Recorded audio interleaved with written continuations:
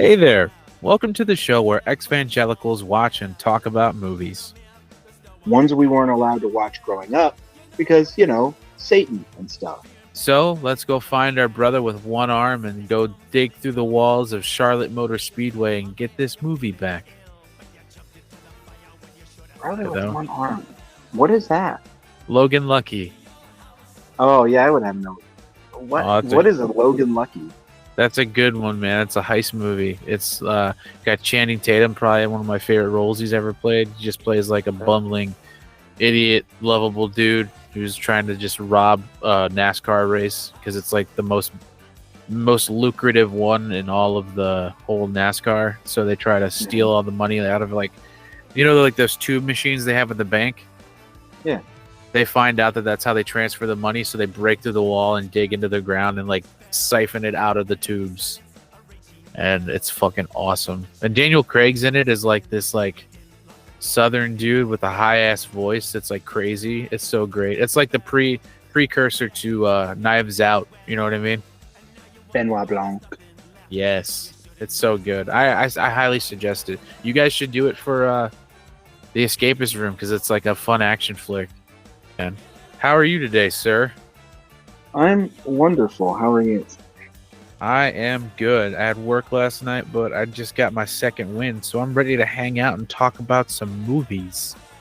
Oh my God. Well, speaking of movies, we were in the middle of talking about a movie last episode, and that film was Warriors of Virtue from 1999. Sorry, I'm And just over here following the orders of Komodo and making sure I don't think thoughts. Komodo, the greatest cinematic villain ever put to screen.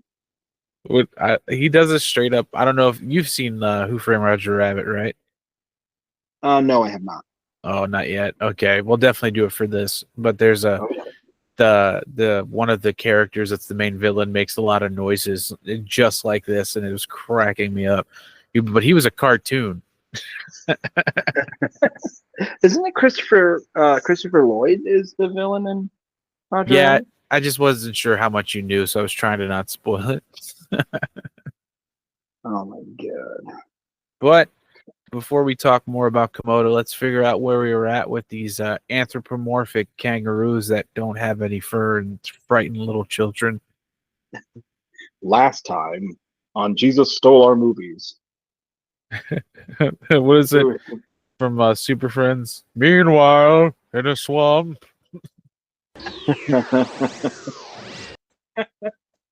Elsewhere at your mom's house. There's So last time, Ryan is a disabled kid who wants to play football, and we were subjected to the end of an annoying ass sports movie for no reason. We discovered that the director of this film also directed Freddy vs. Jason and Bride of Chucky, and I discovered later one of my favorite Jet Li films, Fearless, which I will have to go back and watch because I do not remember there being this much slow motion. I bet you there's so many Dutch tilts you don't remember. Probably not, because I don't know. I think Ronnie Yu is just like he's just a Dutch tilt guy. Yeah, I bet, man. You're gonna watch that back, and there's not gonna be one level shot.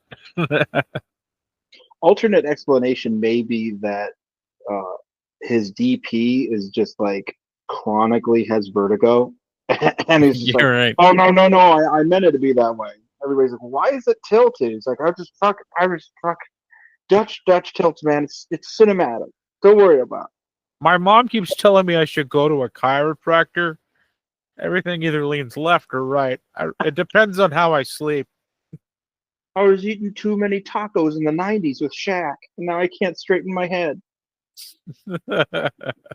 Was Shaq in those commercials? Was that Shaq? I'm Was that Michael Jordan? Oh, that's one of them. I think it might have been Michael Jordan. Michael Jordan had a lot of lucrative deals, even with McDonald's. So maybe not, because he had McDonald's. I can see it was probably either Shaq or Charles Barkley. Charles Barkley in the late 90s? Yeah, man, Space Jam and shit. Oh, okay. So Ryan has a grown adult friend named Ming who just he hangs out with and talks weird, heavy-handed metaphors about coming out of your cocoon. And Ryan gets harassed by bullies, and the bullies actively try to murder another child, which is insane. And Ryan No, gets I don't know. transported. Brad is clearly trying to go down for manslaughter.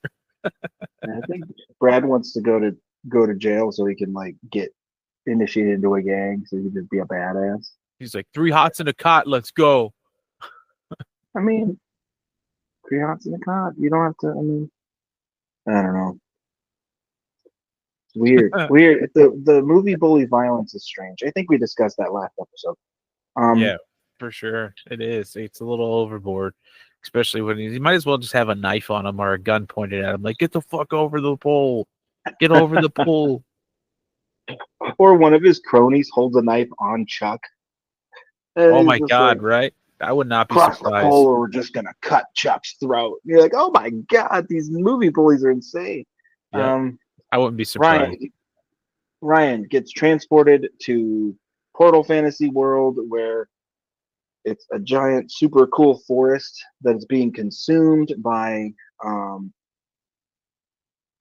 the greatest cinematic villains that have been put to film, Komodo, played by Hell yeah. Angus McFadden in a role that is absolutely wild. I read something online that Angus McFadden was allowed to rewrite all of Komodo's dialogue. No way. I don't know if that's true. So I think all of Komodo's insanity might specifically be Angus McFadden being just ready to give 100% of this role. That's so incredible. He's just like, I don't. I know what I want with this character. This is It where I was get to tell my truth. unsubstantiated. It was like a thread in some YouTube comments. So I don't know if that's 100% true. Nah, we'll take it as truth. It seemed to. I mean, this is the internet, right? You can just Right. say whatever fucking bullshit you want. But it just fits. You know what I mean? It makes sense, especially with that Warriors come out to play line. Because you're just Right. like, who would write that in this? And if you find out it's just him, that makes total sense. Or if we were given any backstory for Komodo at all, as to like where he came from. Is he from our Earth? He got transported to not River World? Where what happened? Yeah, I think we're asking for too much at that point. Ryan meets a lady. Ryan goes to a life spring. The life spring is where everybody lives. They're being mined for a mineral called Zubrium, and Ryan meets the 4 warriors of virtue, and they're anthropomorphic kangaroo people, and they look incredible and creepy at the same time. And why are they not furry? And stuff happens. Book stuff, combat stuff, and we finally get to a big heel turn where we left off, where Ryan's friend that he made at the Life Spring, named Elysia, turned heel, and she is working for Komodo. Bam, bam, bam, ba-da-da-da. The big turning point has happened where the leader of the Warriors of Virtue, Yun, has come back, and he's like, okay, we're finally going to do battle with Komodo, get rid of this guy, and let's all go and get the book of Tao back from Komodo's sick ass metal cover fortress. This is like straight out of like Boris Vallejo painting style, Jeffrey Catherine Jones, like old school sword and sorcery paperback art, science fantasy, like 60s and 70s painted covers. Komodo's Fortress looks so sick. Like Yeah. Komodo's Fortress, the Skeksis Palace from Dark Crystal, like Yes. all timers. What's the lady from Willow? Like her evil castle is cool. Oh, too. I don't remember. I just called her the witch because I saw it when I was super little. I did look up the Shaq commercial though. It was Shaq. It was Shaka. Yeah. And her name is General Keel or Kyle. Oh wait, no, that's the guy's name. The jeez Louise. Bavamorda. Yeah, Queen Bavamorda. Yeah. What a bastard. I was gonna call her a bitch, but that just felt really wrong. That's not nice. I mean, she is the heel. Like, it's still very ridiculous. What a meanie.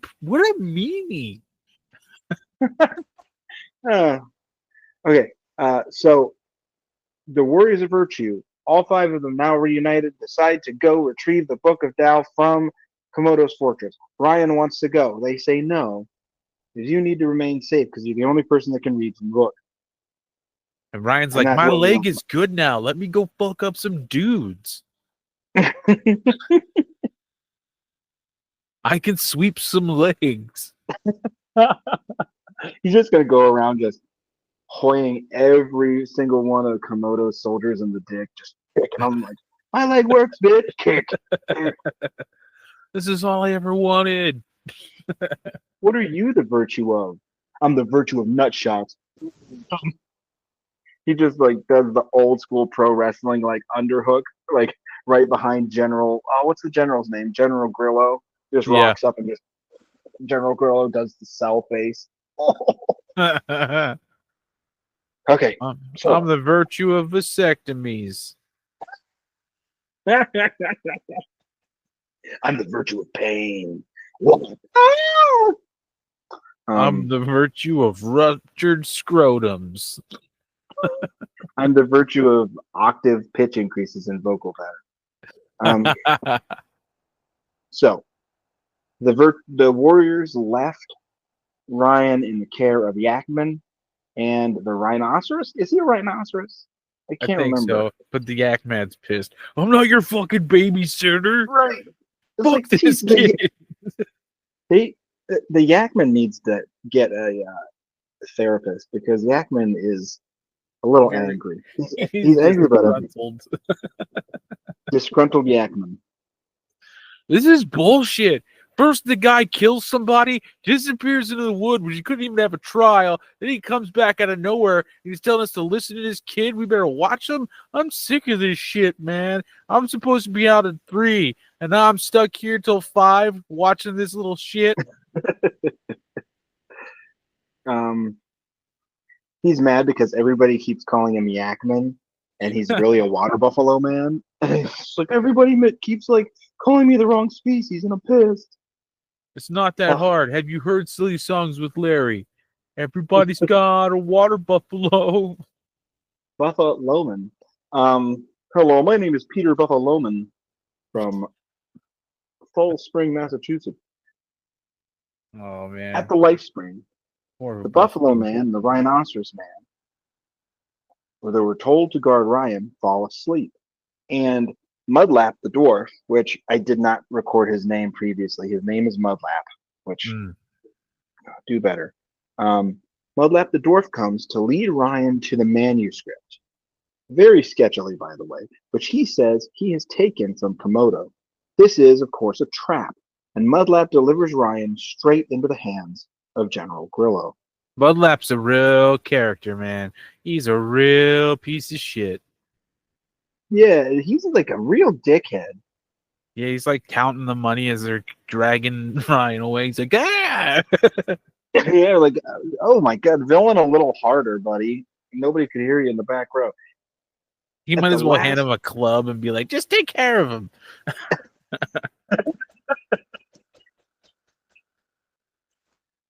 As they're dragging Ryan away, at the last instant, Master Chung shows up, and he slow motion kung fu frees Ryan from the general's grasp, telling General Grillo that deep down he knows that Komodo's ways are wrong, and that the general is really deep down a good man, which I really like. I like that kind of stuff because, like, nobody's just gonna be mustache twirling evil man.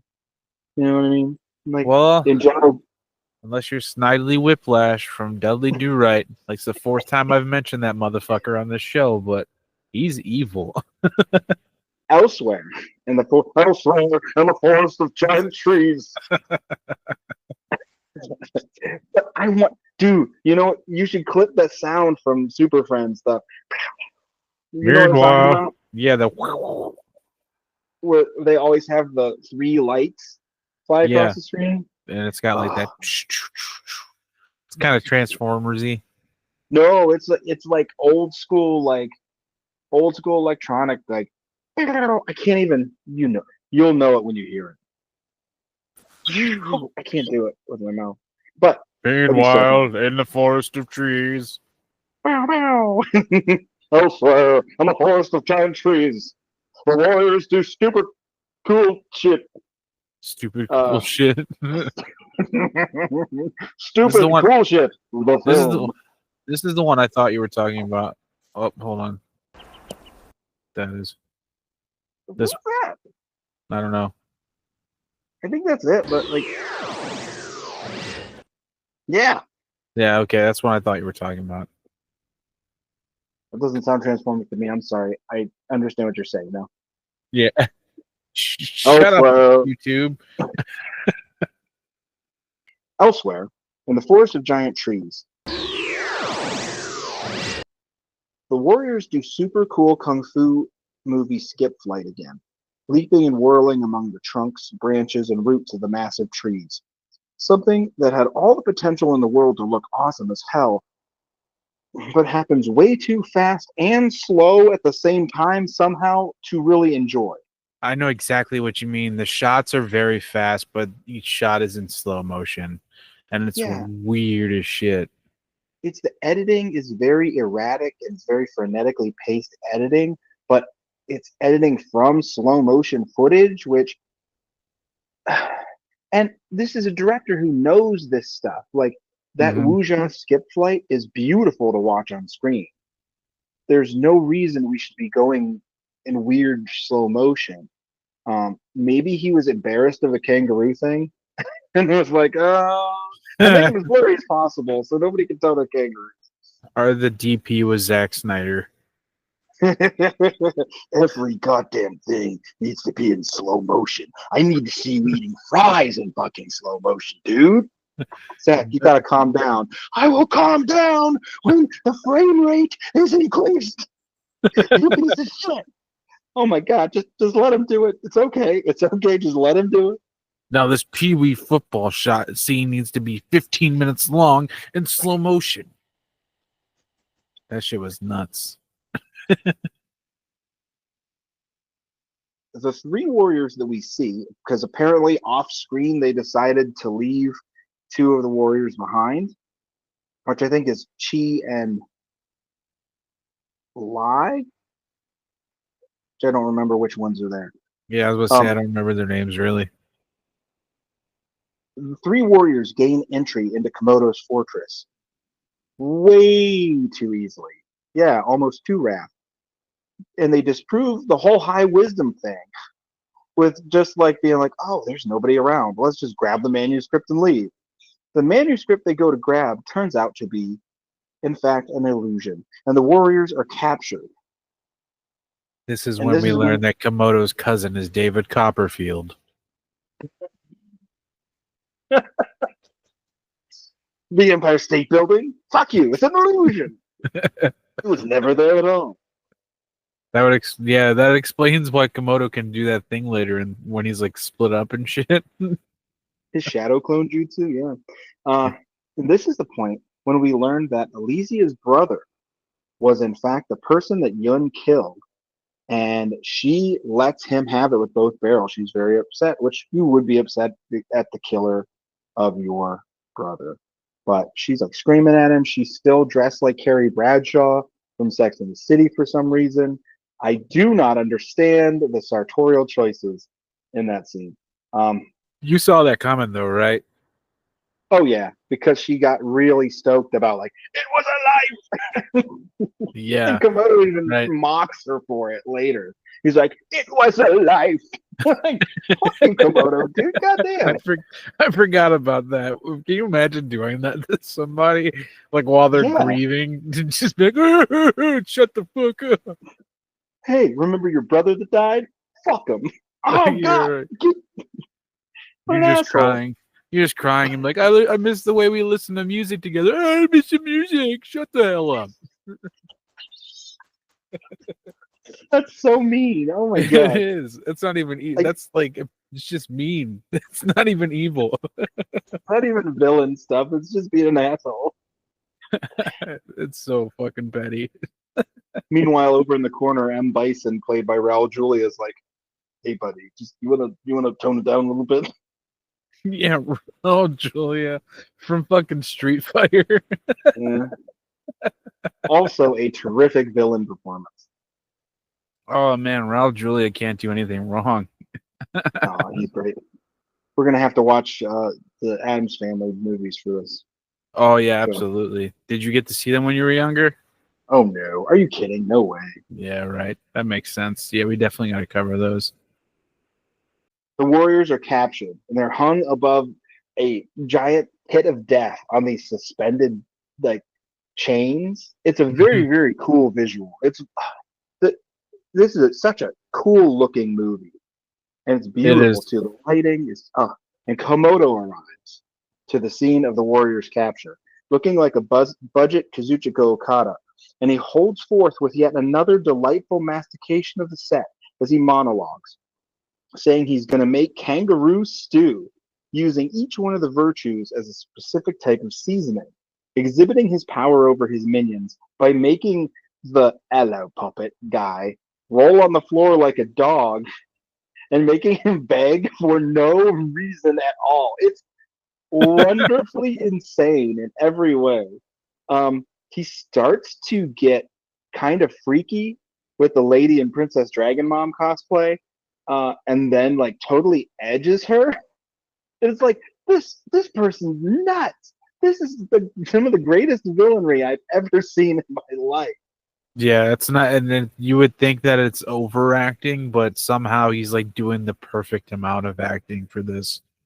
And even if it is overacting, it's so fun to watch. And Absolutely. it's not like annoying.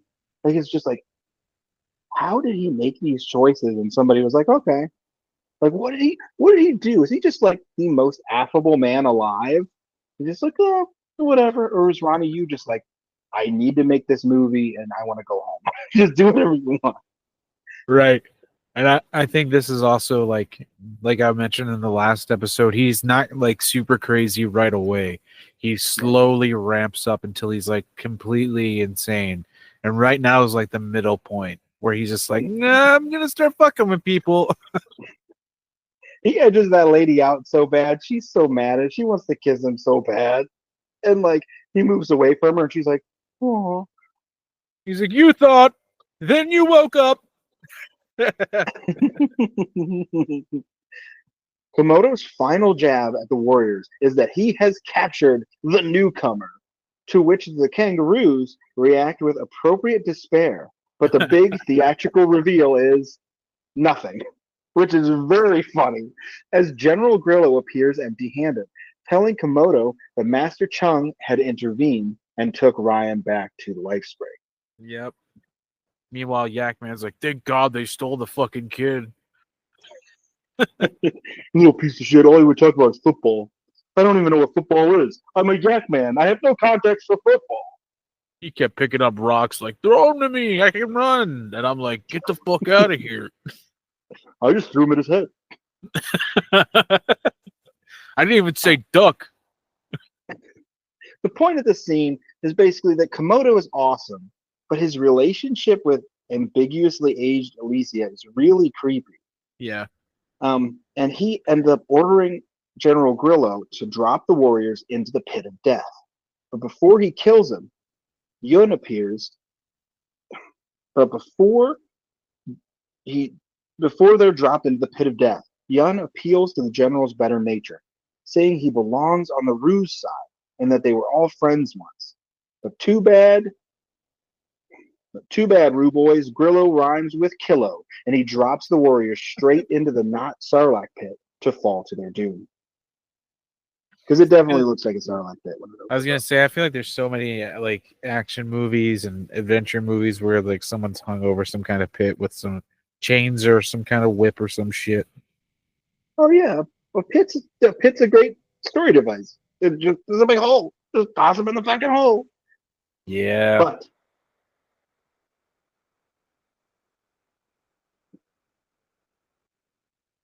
But fall to their doom they do not, because this is not that kind of movie. And our heroes are revealed as dangling above the bottom of the spike pit, suspended only by the cord of Chi's meteor hammer, which I thought was a very cool thing to do.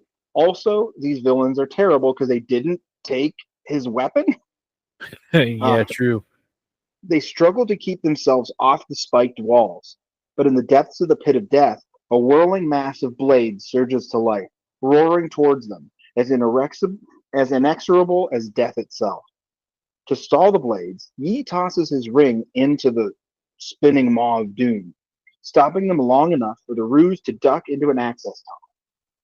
When Yi tries to go grab his ring from the machine, he gets stuck. The others are only barely able to pull him to safety before the ring's strength fails and the blades spin back to life. This could have been like more tense if you could see what the hell was going on. It was actually like really an interesting thing. Like I have to use my weapon as something other Yeah. than weapon. And then we can't really tell what's going on because everything's so blurry and Yeah. in slow motion and quick time at the same time because the editing. I really was not a fan of that. It was Yeah. kind of cool. Right. It'd have been cool to have him like showcase each member like in doing something different. And that was like his moment, but they just really fumbled it. And they fumbled the Warriors being distinct people too. Oh They're yeah, I kind know. of just a monolithic 5 Warriors thing. When Yep. we really could have gotten personality from them. I mean, they could have at least given them different voices. It was very hard to distinguish who was who. Like make one the party dude. Like I know it's kind of cliche at this point, but literally make one the party dude. You know what I mean? Right. Like one Every has to group be the has one. angry surly guy. Every group Yeah. has one. Maybe kangaroos don't do machines. That's fine. But like just One of them is give like them distinct obsessed with characters. music or something.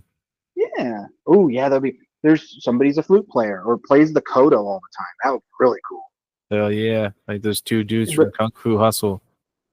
dude, you have to watch Hero. There's this whole bit in Hero about like there's a lady just playing the kodo as Jet Li and Donnie Yen have their giant fight. It's awesome. I'm And they're literally like gonna get it flicking, after I get off the phone with you. they're like flinging individual raindrops at each other with the tips of their weapons because they're that What? good at swords and spears. I'm just really good at spears, you guys. I'm just really good at thrusting. Meanwhile, meanwhile, Ryan. Meanwhile, Ryan questions Master Chung about how he can possibly get home. To which Master Chung says that helping the warriors is his only way home. To align the virtues to gain positive kung in his heart. Yeah, he's got to get a Before, lot of positive cum in his heart. Because if you don't have enough cum, God damn it, it's kung. Oh no! it slipped. If you don't have enough good kung in your heart, then if you're, who are you even? Kung is the only thing that makes you a person, man. And meanwhile, the only lesson Ryan truly learns from this is that he just needs to carry around a crusty sock with him everywhere he goes. I'm supposed to have a lot of kung, you guys. He said kung. He said kung. Kung. Oh, I've been carrying around this crusty sock for years. My heart? You want me to put it where? Oh, I mean, I've seen Pulp Fiction. I know it can be done, but I don't know if this is the right thing to do. Before things can get any more vague and sort of pseudo-mystical, Komodo appears out of the stone mouth of the kangaroo, wobbling around like either a total doofus or an untrained actor trying to represent drunken style. This is Like, when he's like, did it look like he was trying to do drunken boxing? Like, I don't know. No, I think he was trying to be intimidating, but it was comical.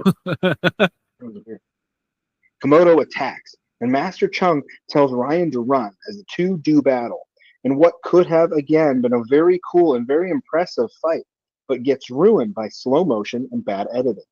Yep. The lighting and set are incredible here, and as the fight progresses, Komodo reveals a wild looking sword. Like, this is like from the depths of Mall Ninja fever dream, this Yeah. sword that Komodo has. He performs this super attack at Ryan, who has gotten his foot stuck in his haste to run away. Master Chung leaps in front of Ryan, absorbing the super attack, which slices straight through a stone pillar and slashes Master Chung open, which Yeah, see, was awesome. if only he would have made like more kun, then he would have been fine. But he didn't have enough kun in him, so he got Yeah. sliced. If only I was more full of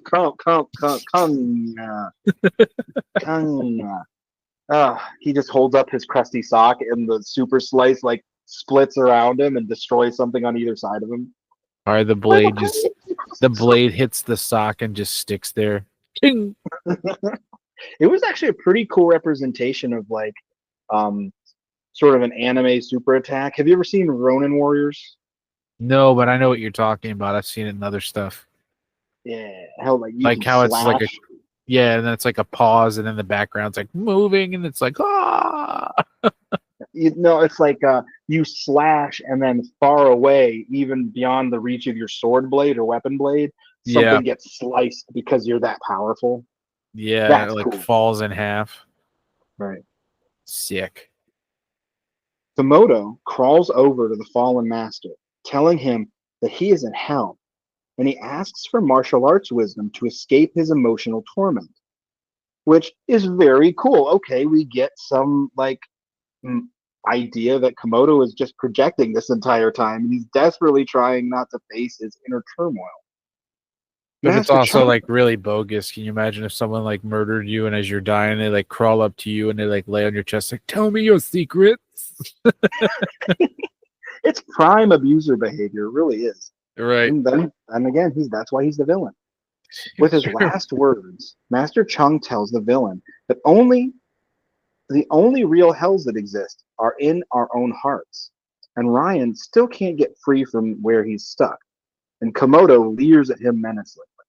Which, again, I like that. Like, there's no actual real hell. Like, you did this to yourself. You made the poor choices.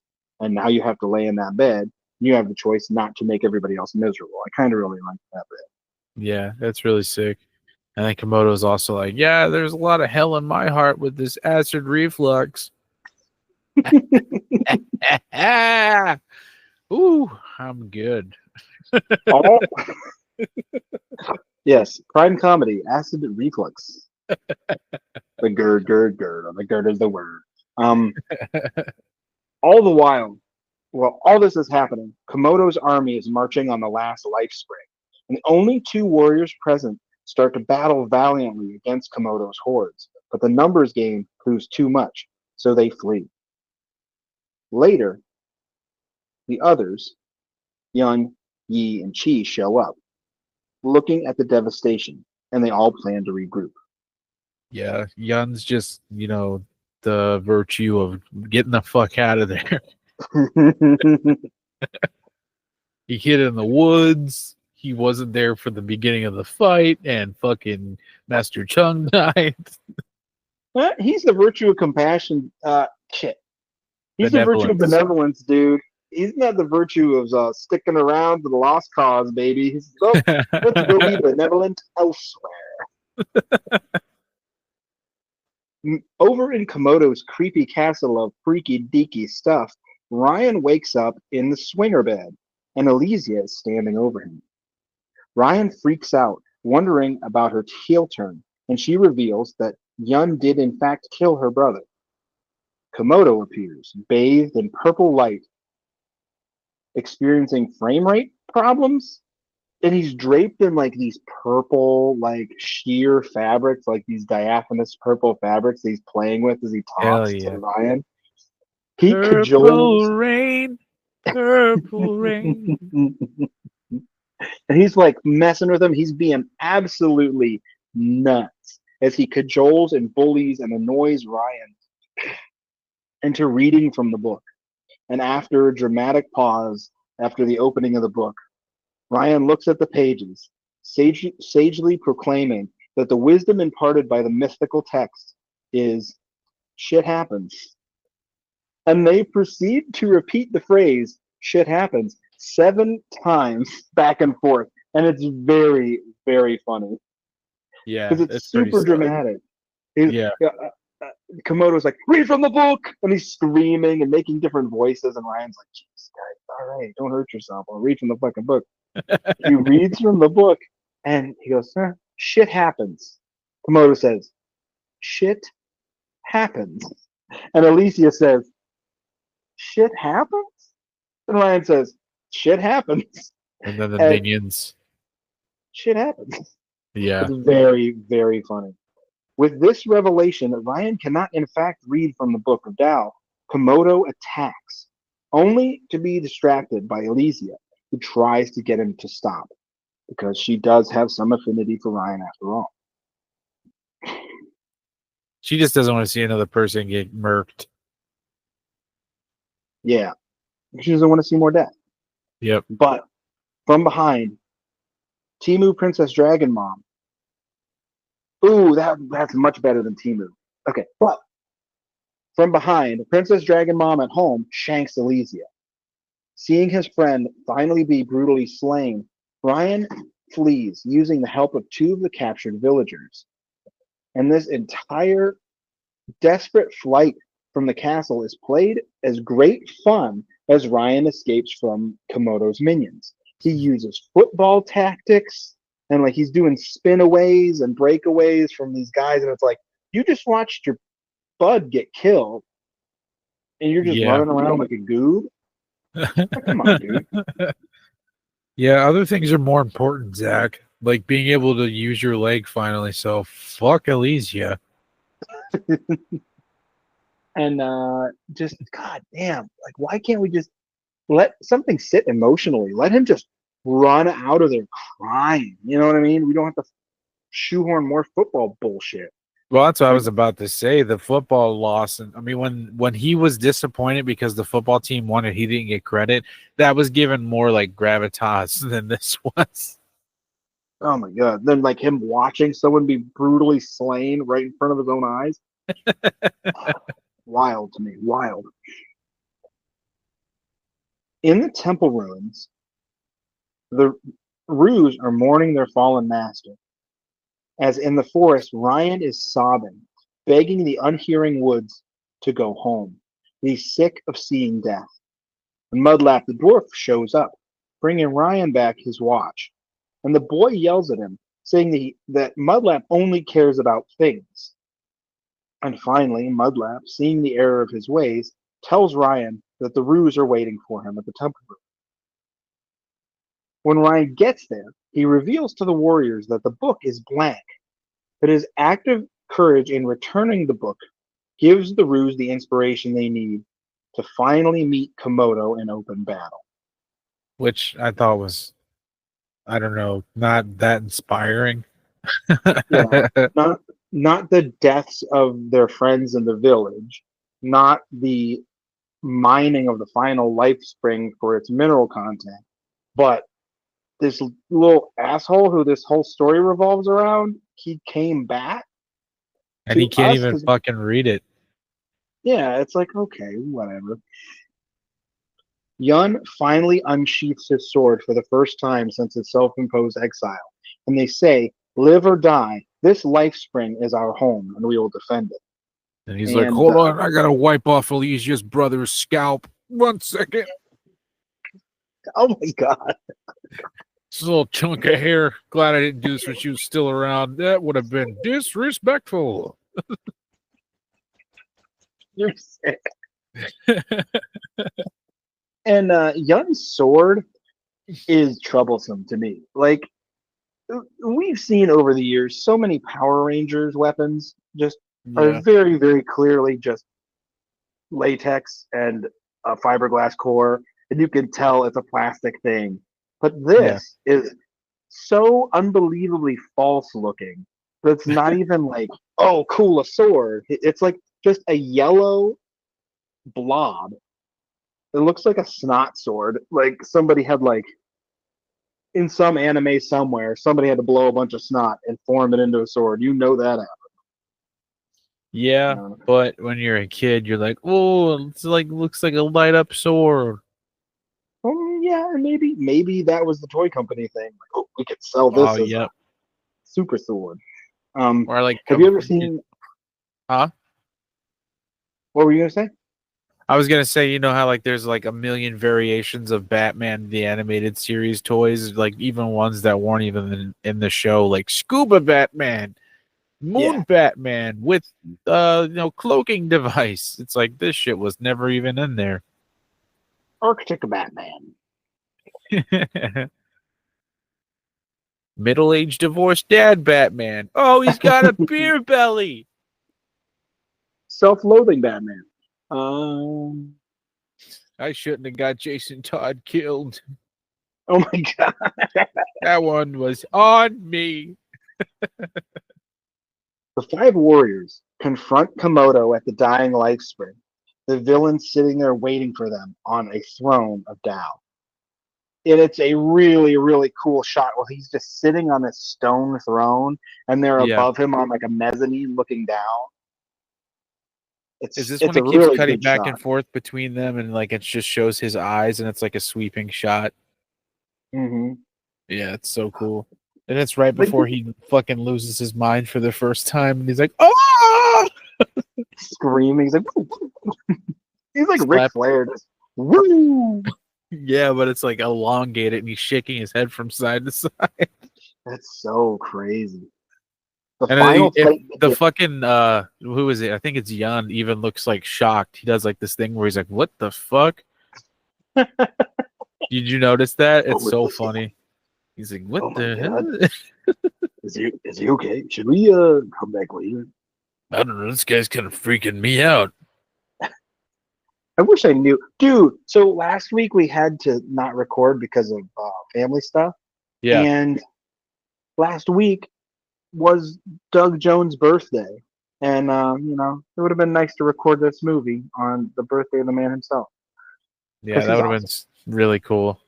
Because Zach found out that Doug Jones was one of the kangaroos. Yeah, one of the most prolific creature actors ever, the man himself, What's your favorite role he's ever done? Abe Sapien. Yeah, I was about to say that's probably my favorite as well.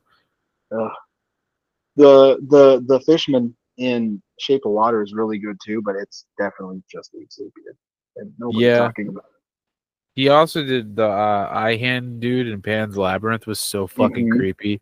So yeah, he was in something else I watched. Oh, I think he was in. Was he in that?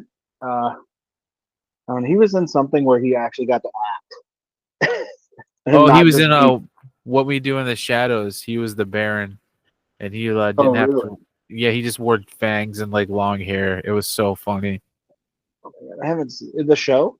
Yeah, What We Do in the Shadows, the show. Yeah. Have you seen the original movie? Yes, I love it. My wife loves the show, but isn't a fan of the movie. She's not a big fan of like the deadpan humor in it. Oh my god, I fucking love it. The scene where they're fighting over who's gonna do the dishes is one of the funniest things in the world. They start levitating. Our best jokes. One of my favorite jokes in any comedy I've ever seen is when Taika Waititi's character puts down all that nutpaper around the lady he brings home. He's like, Yeah. "Oh no, dude, that's a little weird." And then he bites her, and he just keeps getting sprayed with all this blood. It's very. He just looks at the camera like. Yeah, see, that's another reason my wife doesn't like it because it makes her like question more like her mortality and shit. Like she looks at it deep. She's like, "They're just killing these people." I'm like, "Babe, it's a movie." What is that one? Have you tried your biscotti? It's so good. Your penis is a snake. And the guy looks. He's like, "Oh my god, my dick is a snake." My favorite joke in that whole movie, though, is Rhys Darby with the werewolves. They all start Mhm. cursing. And he's like, "Aye, we're werewolves, not swearwolves." So funny. The final fight begins when Komodo goes completely insane, screaming and whooping and hollering and shaking uncontrollably, and then proceeding to use his shadow clone jutsu to become not one, but 5 different Komodos, attacking the Ruse savagely. Oh, but right before Which that is though, he shoots off of his throne like a fucking like cartoon character. He literally is just like it's awesome. He just rockets up into the sky. and he like laughs so high pitched. He's like, It's so cool. Like this guy's awesome. Oh, bridges are exploded, bodies are thrown, swords clash, and the old "come and get it" taunt gets thrown out. And I don't know if this movie came out before or after The Matrix, but like that seems like a very Matrixy thing. And I'm sure The Matrix stole it from probably a Hong Kong action cinema movie "Oh yeah." in which Ronnie Yu was definitely part of that scene, so he would have done So Warriors of Virtue came out in '97, and that. The Oh, Matrix came out in '99. So they stole it 97. from the Warriors of Virtue. I think the Wachowskis are out here being like, damn, those K-Cons are cool as shit. Yeah, they're just getting blazed and watching Warriors of Virtue. Like we gotta make money off of this. It's too good. Oh, God. Replace Agent Smith the entire time with just Komodo being Komodo. Oh my god, dude! Yes, Hugo Weaving was already chewing up the Mr. scenery. Anderson. Don't It's the smooth. Komodo's awesome. don't think thoughts, Mr. Anderson. Komodo is whooping the Ruse collective asses as Ryan sits by Master Chung's grave, desperately trying to figure out how to aid the warriors, when he remembers just how hurt Komodo got in the battle with Master Chung. Remembering the Master's last words about aligning the virtues to make positive Kung, the book begins to glow with all that Kung. This is when he realizes that there was a penthouse stuffed in there, and he's like, "I can make all the Kung I need." Oh my God. Tricks on you, Ryan. The pages are stuck together. Joke's on you. All I need's the cover. I'm 13. I can just think about it. As long as we got the little letters that people send in, I'm good to go. I got an imagination. Oh my God. Don't act like you didn't have a book of erotic stories that you hid behind your dresser. I did not, sir. Yeah, you found it at a That seems oddly junkyard. specific, bud. Yeah, you found it at a junkyard, and you're like, "This is very erotic. I'm gonna keep this." All your That friends sounds look at the really porno mags. specific. Mine's all of your other friends find porno mags. You are interested in the literature. Okay. Don't play like you didn't just say mines. That's oddly specific there, bud. Yeah. Cut back to the warriors sorely losing ground to Komodo when he just disappears. Pulling dirty tricks, Komodo has the Ruse near defeat when Ryan finally shows up and says, "Hey, I got your escape to another world right here." And I don't know if he's gonna like DX crotch chop right there and be like, "I got your key to another world right here. Suck it." Like, I don't know. Like, what are you talking about, dude? And he just tears the book straight in half, goading Yeah. Komodo into using his built-up super attack, merging the 5 Kung clones. Technically, aren't we all Kung clones? Yeah. I mean, we're whichever was the fastest to get to the egg. Oh my God. He merges the 5 Kung clones back into one.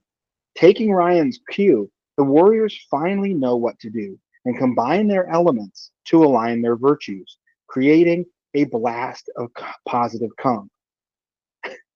In a giant blast of light, Komodo screams and vanishes, blasted into atoms or something. I'd be screaming And too if I got blasted with Kun.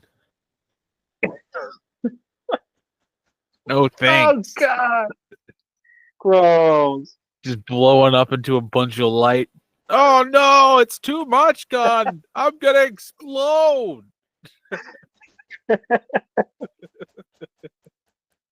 I do want to say though, when Ryan gets up there and he's like, "I got your portal right here," I thought he was gonna like fucking like get powers and beat the shit out of Komodo. I was so hoping for that, Yeah, but because no. he either actually saw a message in the book or he just realized because like and that's cool. Like let your character realize, hey, when he uses his super attack, he's weak after it.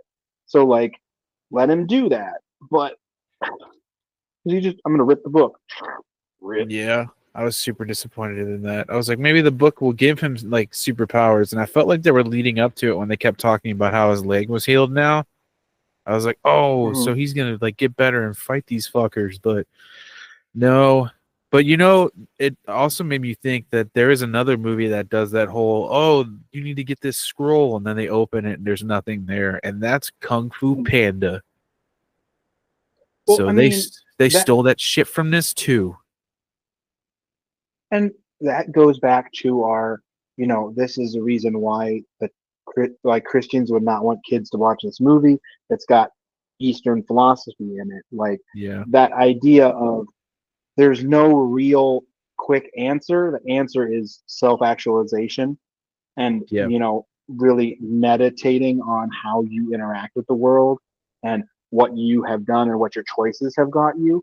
Like that's definitely I don't know if it's Buddhist per se, but it's definitely an Eastern sort of self-actualization meditation type of thing, yeah, rather than a my book has the answer and it's the only truth. The truth, in fact, is inside of you, and you have created your own hell. So like, yeah. It's of horrible, course, the man. Christians are going to be like, "There's only one truth, and that is Jeebus." Yep. I mean, it's a sin to have pride in yourself, and this is basically Right. essentially teaching you to do that. Empowerment and shit like that. Like you were saying, I remember like feeling like, oh, I can do this, like having faith in myself and stuff, and then be like, no, you need to put your faith in the Lord, and if you don't, then you're sinning. It's like, what the fuck? I'm just trying to make myself ride my bike. Ridiculous, You're man. not trying to make yourself do anything. You're filthy rags. Go sit in the corner. Oh. Yeah, you need to pray to God that you can ride that bike. Who the fuck do you think you are talking to yourself like that, little boy? Ugh. At this point in the movie, we have to realize that we are dealing with a very specific trope of the warriors don't realize that the actual power they have is in their unity and friendship and combining their powers until Yeah, the last moment. They all try to fight individually until they fight together. And that's sort of a thing that just is through a lot of Eastern philosophy. And maybe that is another thing the Christians would not like. Like, oh, togetherness and collectivism as like yeah, friendship and working together to defeat this thing instead of relying on Sky Daddy. yeah. Maybe Nope. I just and it's we see it in Power Rangers every episode. You see it in a dozen other media that's from China and Japan and Korea. Like it's very much an Eastern sort of philosophical idea in the storytelling. Oh, we have to unite and come together to defeat the evil. Yep. That's also just With, un-American.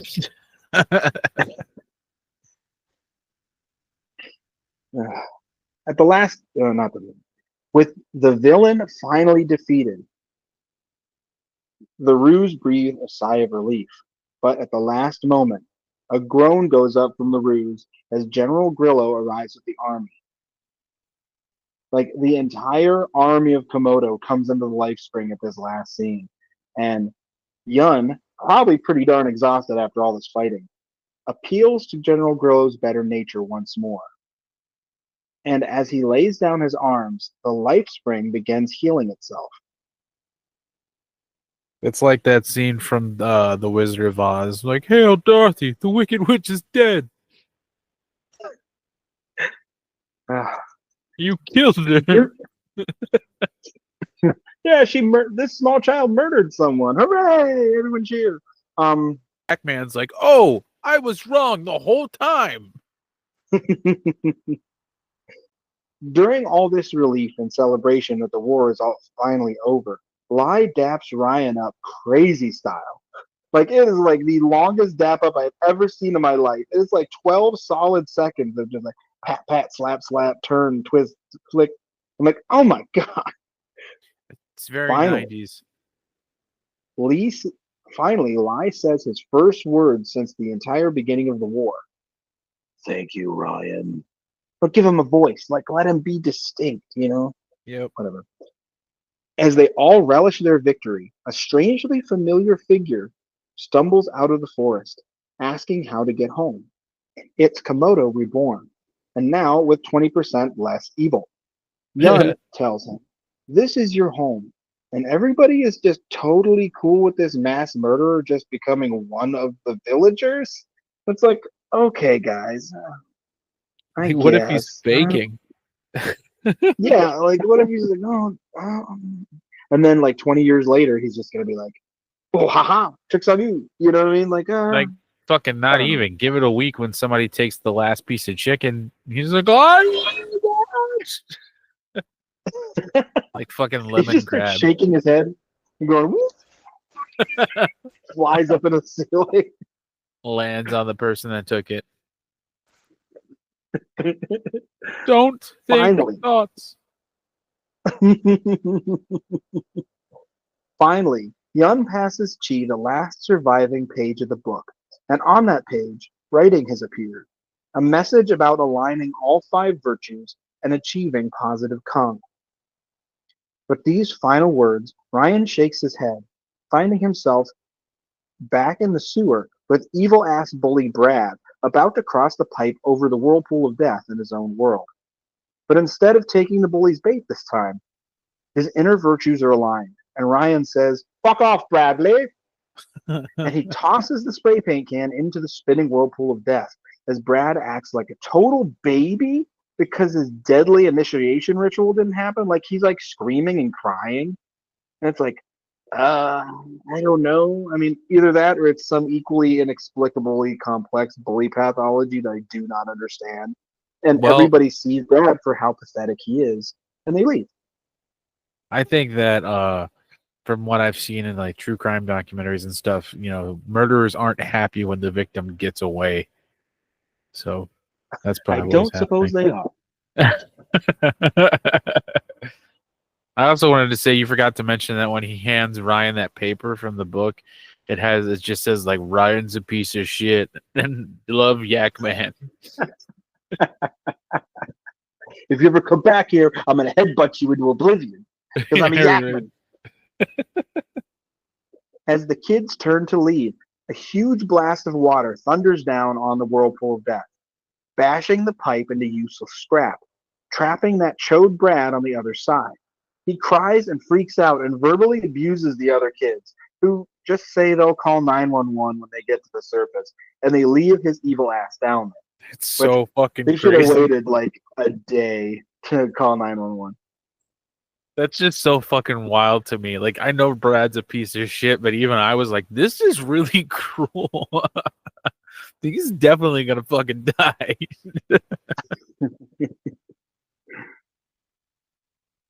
Back at home, Ryan, with his adventure concluded, talks to his mom when she comes home super late, and they share a moment. And that is the wrap of our movie. Yep. And it's just like a nice little denouement with his mom. Okay. Tara Rothery, do you still have that stethoscope from when you played the Doctor in Stargate SG-1? Because I'm having heart palpitations. Oh my god. Hey baby. I don't know. She seems like a nice lady. I tell you, dude, because she became the Doctor on Stargate SG-1 around 98. Yeah. That started in 97. Uh-huh. And when I was a little kid, man, I had a huge crush on her.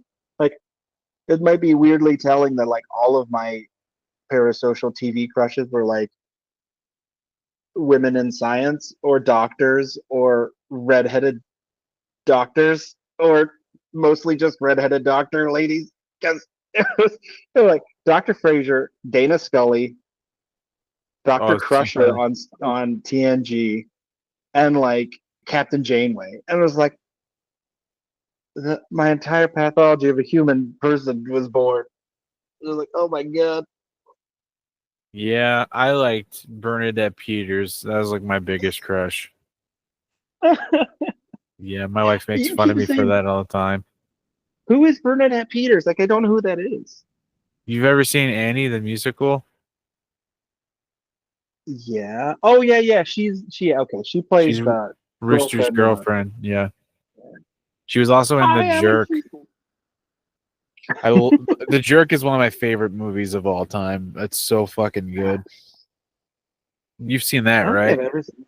Oh, No, you I got don't to think see so. that movie. It's directed by Carl Reiner, who's like one of the funniest dudes ever. You need to see that. So But regarding this movie, you waited 28 years to see this flick, sir. What is your final consensus on it? I thought it was awesome. Like, it's not great. It's kind of a bad movie, if we're being completely honest, because like technically there's some big issues here. Like, you can't really see what's going on. The editing is terrible, but like the shots, the imagery, like just the lighting of the world and the way it's like set up and the scenery, it's Yeah. beautiful and has like this ethereal weirdness. Like, and I don't know if we've ever had this discussion. It's kind of like a more um, book thing, but like Yeah. there's the difference between the lowercase weird and the uppercase weird, like uppercase W weird. This has a uppercase W weird element to it because it's got all this sort of like sword and sorcery imagery, old Yeah. school like late 70s science fantasy imagery, the forest and the river that transports you after death to a magical world. It's really wonderful stuff if we were given more world building and give Yeah. those warriors more personality. And I don't know. I really like this, and I'm actually probably going to watch it again because I like that sort of thing, and I like a good Mhm. kung fu movie. And this has cool anthropomorphic animal people using kung fu, which makes me very happy. And Komodo's the best villain ever. I think How did you that feel about this? I know you didn't have a nostalgia gap in your body for it. no, I didn't. Like I didn't know that much about this movie. I heard about it in passing when I was like 17, 16, but I didn't like seek it out after that or anything. I didn't even know kangaroos were in it. Like I didn't know shit about it. My feelings on it though was it's pretty good. I like it. I just felt it was too long, and I felt that I wasn't a big fan of the kid that played Ryan, to be honest. Uh I Yeah, felt he I was like felt a like mid Carter. yeah, I felt like he was a little too flat. Uh he just didn't feel that much like a hero kid, like a kid I wanted to follow through a movie. You know what I mean? Right, I felt it right. would have been cooler if it was just the Warriors. I feel like we didn't need an end from a kid. Like I don't mean to keep comparing it to Ninja Turtles, but they didn't do that. I mean, they kind of did with Kino in the second one, but he still wasn't the main character like that. Sure. But that's my biggest problem with it. I feel was Ryan. Other than that, I love the set design. The lighting was spectacular. I love the Dutch tilts. That's always makes me happy because I love Batman in the '60s, so I love Yeah. those. Uh, but the fighting was so fucking cool. I love the fighting. That's probably my favorite thing about the movie. So Yeah. yeah, this is probably one of my favorite ones we talked about because I'd never seen it before, so it was like a nice surprise, you know. Yeah. It was fun. And like as a parent, like is there anything objectionable in here? Like you would No, not at no. all, man. Maybe I would just talk to them about Brad and be like, if you ever experience something like this, please come talk to me because this child needs charges. This child needs to go to juvie. Exactly. It was like, yeah. So that'd be my only warning to the kids. We'd probably end up like trying to do like the flight fighting in our living room and somebody getting hurt. That the Wuja skip flight thing is so awesome. It's just cool to watch. Yeah. I wish they wouldn't have slowed a bit of it down because like that's like some of the most interesting visuals, especially when everybody's got like flowy robes and you're like jumping from like tree branch to tree branch. Oh, And like they're like aerodynamic because they don't have any fur. why kangaroos though? Okay. So I remembered a big point that I was gonna make last episode, but I totally forgot to make it. Okay, Yeah. if this is Ryan's sort of like post-death delusion, Yes. why are they kangaroos, right? This is his brain, his subconscious creating this. Like, I'm assuming the world of doubt doesn't actually exist. So, what in his life does he have that, like, he doesn't have contact with kangaroos, but he does have contact with is that dog. Like, the dog is a very, very good boy. Like, that is a good dog. And he, like, does his job. He goes to get, like, he apparently knows what go get Ryan means. Like, Right. have them be anthropomorphized dogs. You know what I mean? And like Yeah. have Yun be the anthropomorphized golden retriever. Have That'd be cool. maybe like Chi, the spirit of high wisdom. Maybe make him like uh, anthropomorphic German Shepherd. Make them all a different breed of dog according to Yeah. what their personality trait is. And like that would not only distinguish them from one another, it would also like give you an instant visual cue, like that's how that dog breed behaves. Like with the have the guy that never speaks be like a pit bull. You know what I Right. mean? He's just an imposing character, but like finally opens his mouth and he's just a big sweet. They do That's a really good idea. better. I don't know. I don't know. Those are all really good improvements. The only thing I Cut the was gonna football. say was like I would suggest maybe like some kind of insect like a butterfly, only because they did the cocoon thing. But Oh yeah, that's still maybe. kind of lame. I like your idea a lot better because it also like grounds it in more of like why Ryan would see that because he has a dog that is very smart and shit. So I think that's a yeah, that's cool. And the breeds like making the virtues and stuff. I thought, yeah, that's a really good idea, dude. Why kangaroos? Why? I want to speak to somebody that actually wrote this movie and ask them. And I want to know if there was a Philip Jose Farmer's River World influence to this movie because it very much feels a little bit like that.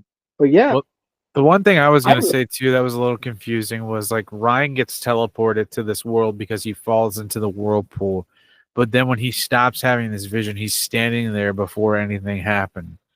I that was kind of confusing to me. Is it saying like he just imagined the whole thing, like even falling into the whirlpool, or he was transported back to that time before it happened, but he did fall in? You know what I mean? right. And like, did just dump a bucket of water over the kid's head and make him wet? And have him Yeah, like have pulled himself out of the water or something. Maybe they decided it was too scary to have him like almost drown. I don't know. yeah. I But like like the. It would have been cooler to me if he like came out of the hole. I thought that's what was gonna happen. Like he was gonna yeah, swim up or something. That makes like him his feel head like it breaks was. the surface and Yeah, that makes it feel like it was real instead of like yeah, I always don't I've always disliked moments like that in movies where like you go on this crazy cool adventure and then it was like, "Oh, it was just fake." It was like that was boring then. Why the fuck did we watch this? okay. How about Ryan gets so, gets pulled under the surface of the spinning whirlpool of doom, right? Mhm. He passes out or blacks out or whatever, has this adventure, and then we come back to him struggling to the surface, and he reaches his hand out, and his hand is grabbed by Chuck, his best friend, right?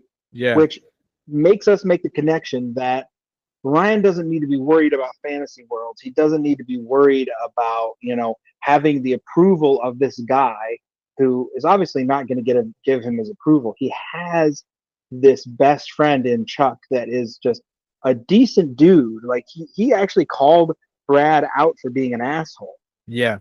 to Ryan. And like Both you already times. have what you need. You have the best friend. This is your connection to the world that you live in. Like that would just make it more, I don't know, put a better button on it, I suppose. What if it was Brad that helped him out? No, that would invalidate like the bully getting his comeuppance. And you're not a huge fan of that. Oh,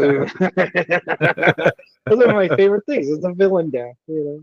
But Yeah. I don't know. I feel like because the whole idea is self-actualization, the fact that he had the tools and he had the resources to be happy the whole time, and he didn't need this guy's approval through like his friendship with Chuck and with his weird adult friend Ming, probably Yeah. work. You know, I don't know. I think that would be a better button on it and establish like, yes, he did probably die for a few seconds or something.